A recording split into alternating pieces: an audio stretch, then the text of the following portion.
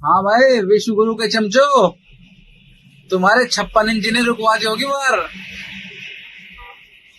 Fatherland के लिए batting कर रहा था। दोस्तों, एक बार वीडियो देख के जाओ।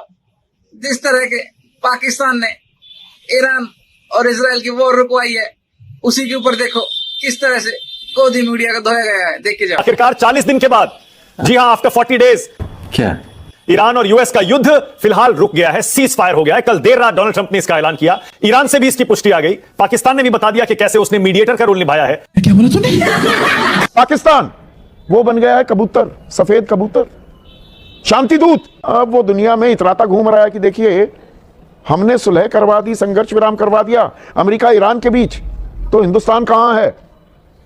हम किस बात के विश्व गुरु हैं? हमको नहीं पता। एक ऐसा देश जो आतंक को पनाह देता है, आर्थिक रूप से दिवालिया होने की कगार पर रहता है, आज ग्लोबल पॉलिटिक्स का मुखिया बना, खिलाड़ी बना घूम रहा है। हिंदुस्तान जो सदियों से दुनिया की नैतिक धुरी, मॉरल कंपस रहा है, आज अलग थलग पड़ा हुआ है। मगर क्यों? हमारे प्रधानमंत्री नरेंद्र मोदी की अनपढ़ ही खींची वाली विदेश नीति, एक ही खींची जबरन गले पड़ों वाली जो विदेश नीति है, उसके कारण से आज भारत अलग थलग पड़ गया। आपको पाकिस्तान आज शांति दूत दिखाई दे रहा है या बेहतर पोस्टमैन दिखाई दे रहा है? देखिए, मुझे तो अब तक आतंक का सरगना विश्व गुरु ही दिखता था, लेकिन अब वो शांति का विश्व गुरु बन रहा है, तो ये भारत के लिए बहुत चिंता की बात है और एक चुनौती की भी बात है कि हमको अपने विदेश नीति में, बाहर की नीति में, कूटनीति में SIR करना चाहिए।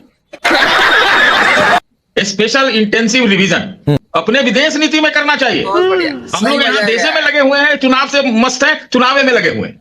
ये चिंता की बात नहीं है तो और क्या है? थोड़ी नहीं पूछा कि चिंता की बात है या नहीं।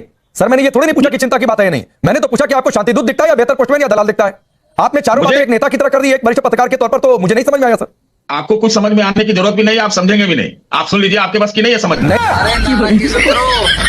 और पीस समझौते के अंदर भारत का मुझे उम्मीद थी कि भारत का बहुत बड़ा रोल होगा, क्योंकि अंतर्राष्ट्रीय लेवल पर भारत की छवि थी कूटनीति के तौर पर, लेकिन मौजूदा